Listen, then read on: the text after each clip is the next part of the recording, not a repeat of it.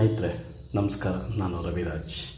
ನೀವು ಯಾವತ್ತೇ ಆಗಲಿ ಮನೆ ಕ್ಲೀನ್ ಮಾಡುವಾಗ ದಯವಿಟ್ಟು ನೋಡಿ, ಈ ರೀತಿ ಒಂದು ಹಿಡಿ ಹರಳುಪ್ಪನ್ನ ನೀರಿಗೆ ಮಿಕ್ಸ್ ಮಾಡ್ಕೊಳ್ಳಿ.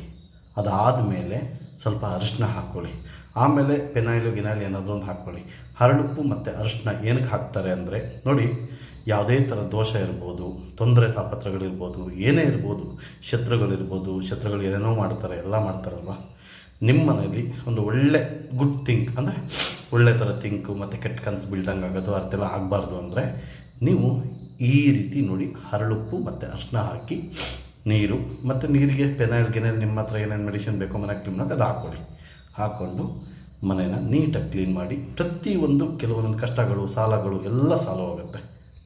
ಮರಿಬೇಡಿ, ನನ್ನ ಪೇಜ್ನ ದಯವಿಟ್ಟು ಫಾಲೋಅಪ್ ಮಾಡಿ.